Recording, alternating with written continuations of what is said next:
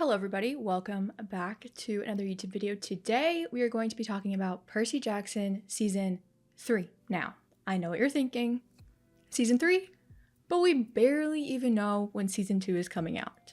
And you're exactly right, but much like our Percy Jackson showrunners, we must look to the future.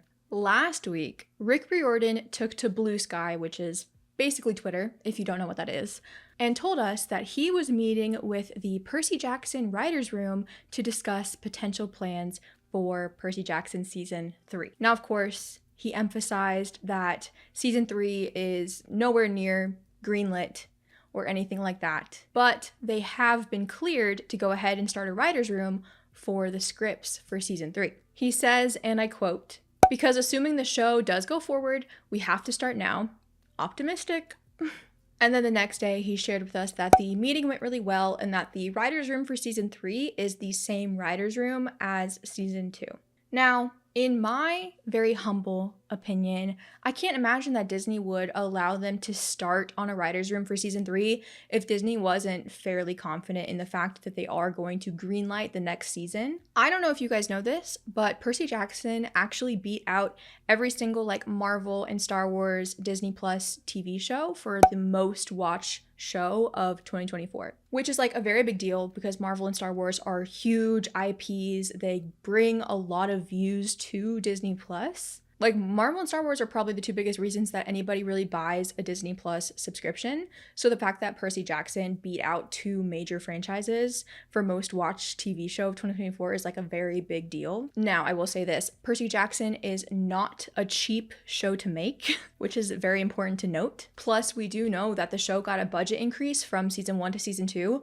I'm not sure how much the budget increase is, but all that matters is that it's now costing more to make an episode of Percy Jackson than it did for Season 1, right? But if you compare the cost of Percy Jackson to a TV show called The Acolyte, which is a Star Wars show that came out on Disney Plus in 2024, and it was the second most watched TV show of 2024, right behind Percy Jackson. If you compare the cost of these two shows, The Acolyte cost $22.5 million per episode to make, versus Percy Jackson that only cost about $12 to $15 million per episode, which, hey, is still a lot of money. Do not get me wrong. TV is expensive and that's crazy. But just for comparison's sake, 22.5 million versus 12 million is a very drastic difference. Now, if you take the cost of each show into account and then you look at the Rotten Tomatoes score of each show, the difference is definitely there.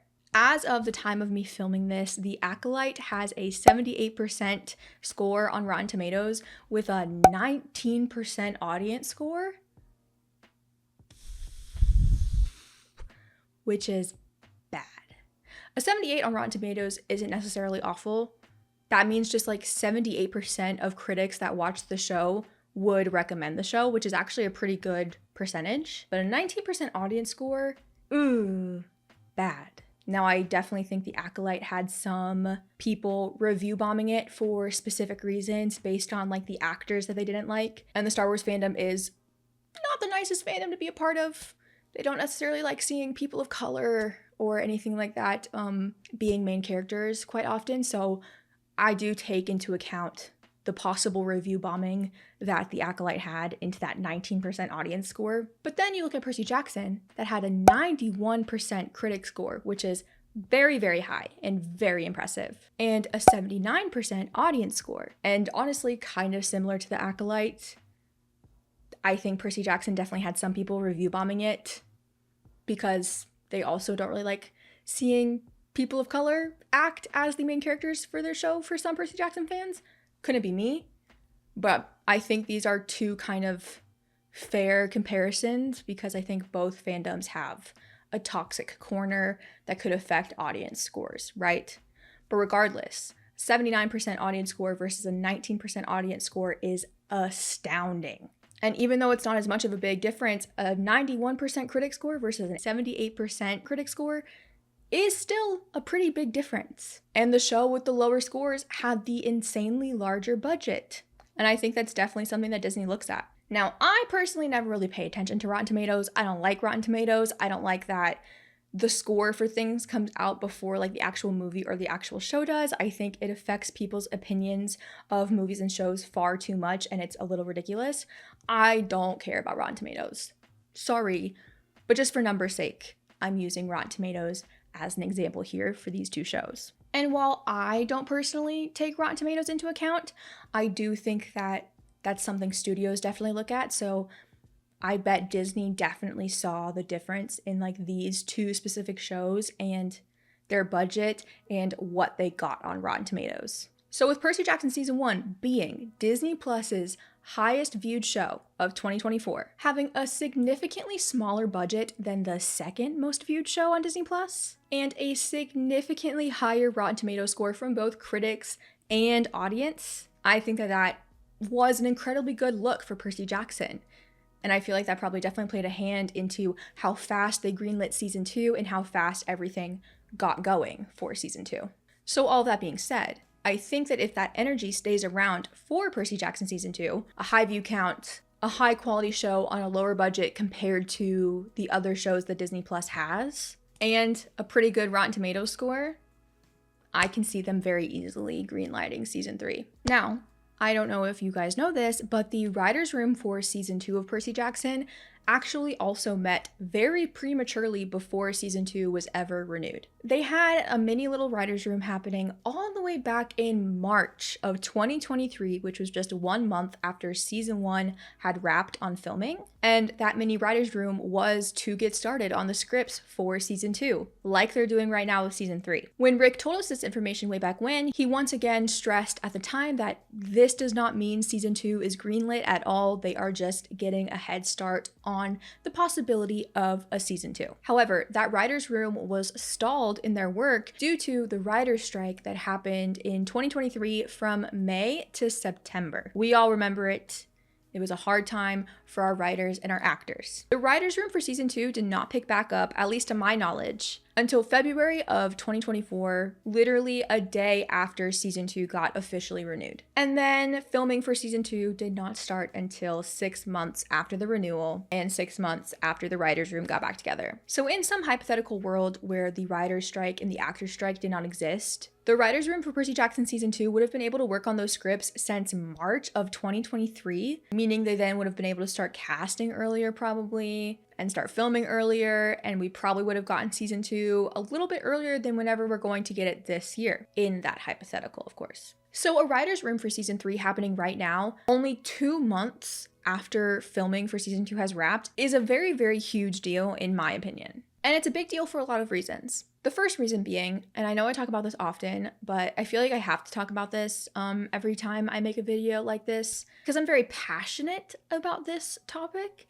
because of how hateful and harmful some people can be. But one of the most talked about parts of the Percy Jackson show, unfortunately, is the aging of the cast, specifically our main trio. And something a lot of people like to say is that the kids are aging too fast, which is such an insane thing to say. I don't know how people can say stuff like that and not hear how insane they sound. Like, if you cannot grasp the fact that a real life human being is of course going to age at a faster rate than a TV show can pump out a season, I'm not quite sure what to tell you. That's why back in the 2000s, like shows like The Vampire Diaries and Gossip Girl and One Tree Hill casted like 23 to 25-year-olds to play 15 and 16-year-olds. It was so that their physical appearance wouldn't change too much and make it feel unbelievable, or whatever the reason being. And then when you go and watch these shows, you're like, hey, that is definitely not a high schooler that I'm looking at. You want me to believe that that person is 15? They're almost 30. You know what I mean? It's ridiculous. I'd much rather have a kid start at the same age as their character, and then by the time we get to season 5, sure, maybe they'll be 23 playing a 16-year-old, but they didn't start that way. They started as a 12-year-old playing a 12-year-old, but because of how the passage of time works, yeah, they'll probably be older than they're supposed to be by the time you get to the 5th season of a show. But that's just like common sense. That's just like how life works. I don't understand how people can't grasp that. Not to mention the fact that people complain about the kids aging too much. feels almost insulting to me for many reasons, but one of those reasons is the fact that like Percy Jackson is about to have like a 1.5 year turnaround between seasons, which nowadays in TV is very hard to manage. Like it takes shows 2+ years now to come out with their next season. Bridgerton, a show I love dearly. If you're subscribed to me here on YouTube, if you watch my content, you guys know I love Bridgerton dearly. That show takes 2 years to film each season, and that's ridiculous. Way too long. A Netflix show like Wednesday has taken like 2 years to come out with their next season. Hey, way too long? I don't get it, right? Percy Jackson is having one of the quickest turnarounds for TV in today's era of streaming. The last episode of season 1 came out in 2024, and we're gonna get the first episode of season 2 in 2025. I couldn't ask for anything more. I feel like that fast of a turnaround is a rarity in TV nowadays. And we're getting that fast of a turnaround, mind you, with the effects of the writers and actors strike that happened in 2023, halting production of season 2. Like, the writer's strike and the actor's strike still have rippling effects on a lot of TV shows, and I have grace for a lot of those TV shows and how those writer strikes and actor strikes have affected when those TV shows are coming out. But it's not affecting Percy Jackson like it is a lot of other TV shows. That's all I'm saying. And also, not to mention, when people complain about the actors are going to get too old, you gotta film faster, the actors are going to get too old to play the parts. A lot of people are forgetting that these actors are still minors, primarily Walker and Leah. Like, there is such a thing as child labor laws for a reason. Forcing a child, or even a young adult like Arian, who is like freshly 18, I'm pretty sure, forcing them to be on set for like 9 to 12 hours a day, which would be the requirement to film a show faster, like people want to happen. Forcing kids like that to be on a set for 9 to 12 hours a day is just ridiculous.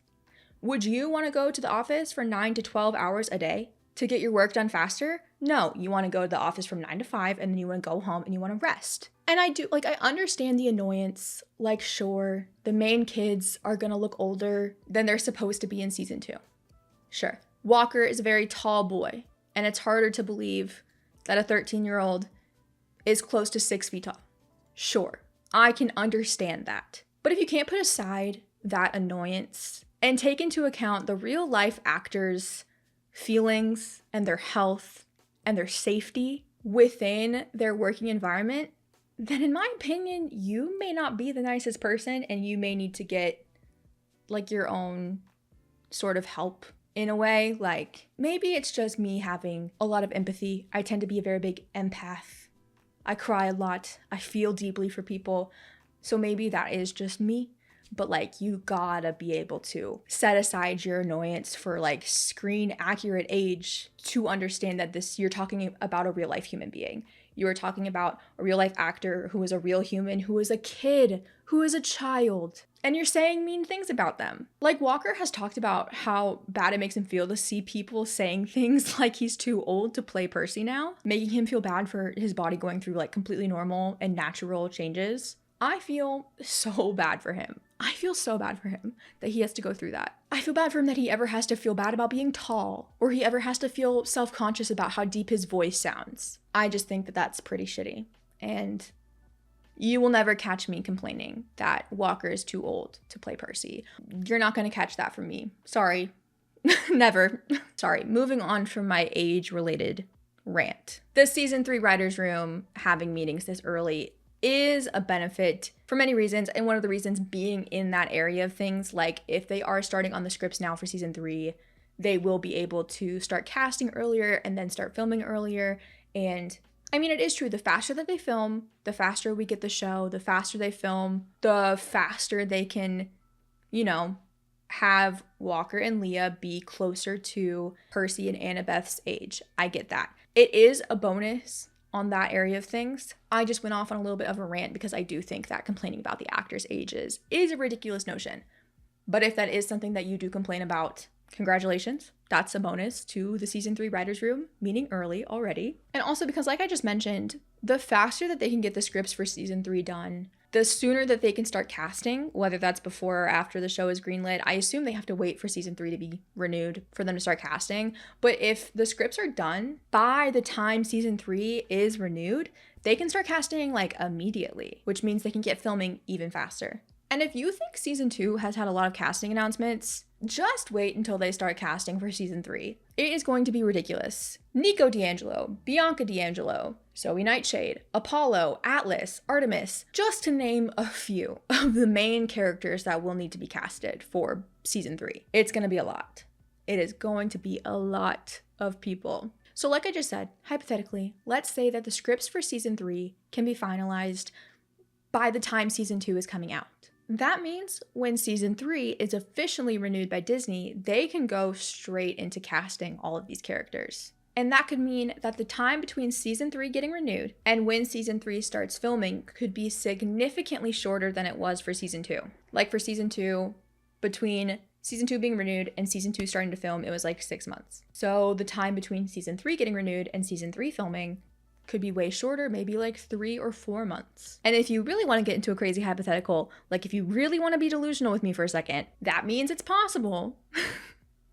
Depending on when season 2 comes out, if it came out early enough, there is like a 15% chance that season 3 could start filming at the end of this year. If not like very, very early 2026.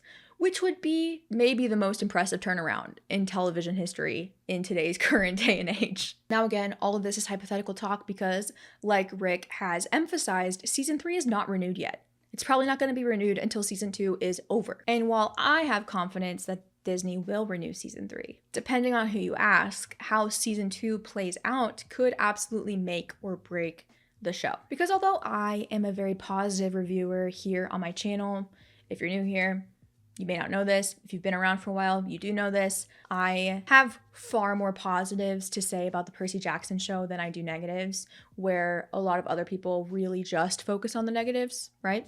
I've been a fan of most of the things that they've done to season 1, changes included, but there is a large crowd of people out there that are very, very strong book purists, and they don't like a lot of the things that were done in season 1 at all. Now, I am very confident that a very large percentage of that crowd that I just mentioned will be coming back for season 2 just to see if the show improves upon the things they didn't like. Whether that be the CGI, the editing, the pace, the book changes, whatever it may be, I am fairly confident that a lot of the people that only had negative things to say about season 1, they will be coming back for season 2 just out of pure curiosity, if anything else. On topic of book purists, I don't think the show is going to stop doing the thing that they've been doing where they change some things from the books, especially if they feel like it helps the story flow better. I don't think that's something that the show is ever going to shy away from. So if the crowd that hates any and all book changes see that again in season 2, I think they won't shy away from sharing that opinion again and being like, it's not book accurate, blah, blah, blah, blah, blah, right? On the bright side though, a view count is still a view count, even if it's a hate watch. So even if people are watching the show just out of pure curiosity, or if they're watching it because they know they're gonna hate it, and they're watching it to be able to make these videos about why it's so bad, it still counts towards the total viewership of the show. So a view is a view, and a win is a win. Here's what I think. I think getting season 3 of Percy Jackson greenlit is actually not going to be a difficult thing for the show to do. I think it'll be fairly easy to get season 3 greenlit, especially with season 2 definitely getting more press and promotion, because the little window for press is not affected by the writer's strike this year like it was for season 1. I don't know if you guys remember this, but the actor strike ended a month before the show came out. We didn't get our first full 3-minute official trailer for Percy Jackson until a week after the strike ended. And so a whole lot of interviews that the cast could have probably done for the show, like a puppy interview, going on Hot Ones, all of the stereotypical promotional videos that you do when you have a show coming out. Our trio didn't get to do that because of the actor strike. They couldn't work, they couldn't do that. So they had to squeeze press for an entire season of a show into just a month when the actor strike ended. They had no time to put together press. So that being said, season 2 is definitely going to get far more promotion and press and all that stuff. So I think season 2 will definitely produce high enough numbers to warrant getting a season 3. I do, however, think the main struggle will be getting the show renewed for season 4. Unless the gods are looking out for us and we get a double season renewal from Disney, they renew season 3 and season 4 back to back, that would be everything. That would be incredible. I don't see that happening though. And I do think that when we get to season 4, I think that's the one that's going to be the hardest to get renewed. I'm not sure how many people know this, and I'm not sure if it's still a thing, especially after the writers and actors strike that happened in 2023.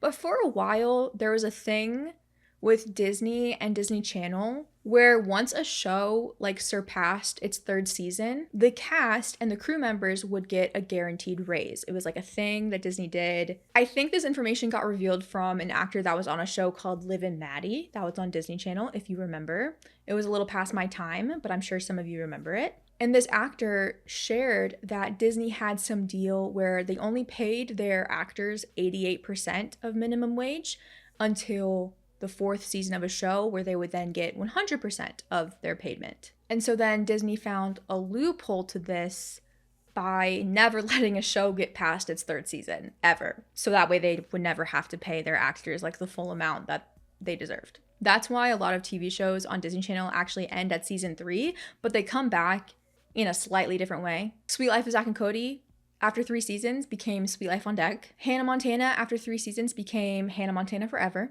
And of course, Liv and Maddie became Liv and Maddie Callie style.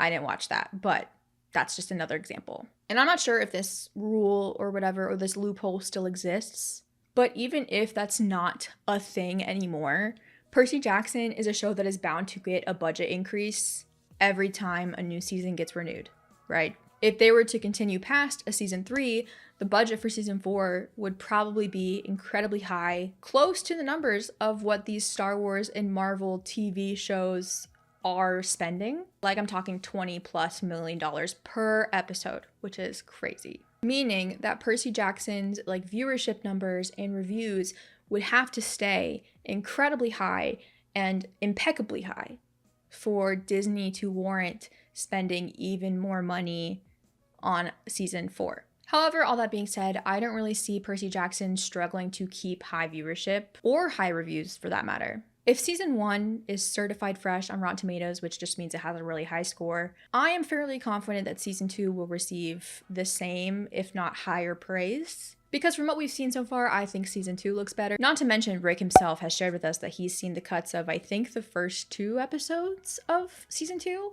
And even he flat out was like, yeah, it's way better than season 1. And so I think that that's really saying something, because Rick was incredibly proud of season 1. All of that being said, it makes me very excited that they are already starting this writer's room for season 3 to plan out the show and start working on the scripts. That is just such a good sign. It's like a sign of good faith. Like, it is so important and impressive and just very much good news for the show. I also can't wait to get into the books that we haven't seen any live action adaptation for. I know there is a live action adaptation for Sea of Monsters technically, but that's worse than the first one. The first movie is not all that great, but the second movie makes the first movie look like it deserved an Oscar. That's how bad the Sea of Monsters movie is. So I can't wait to move past the second book and see things in the books come to life that we haven't seen come to life yet. And I hope the writer's room has good luck as they venture into season 3.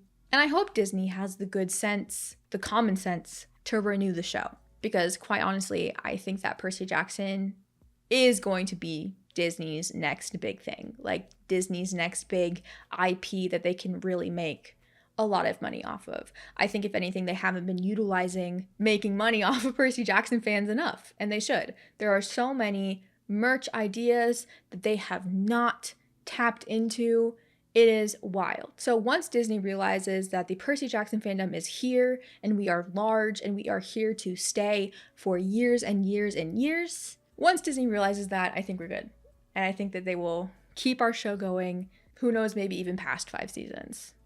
Fingers crossed. But anyways, that does it for this video. Let me know what you guys think about them already starting a writer's room for season 3 if you are excited. Also, let me know what part of the Titan's Curse you are most excited to see in the show, because There are so many things. If you're new here, make sure you subscribe to my channel. I do a lot of Percy Jackson content, along with a lot of other TV shows. We've been doing some Avatar: The Last Airbender recently because I've been watching that for the first time on my Patreon. Lots of fun videos, so if you're new here, make sure you subscribe so you don't miss out on any of them. But that pretty much does it for this video. Thank you guys so much for watching, and I will see you all next time.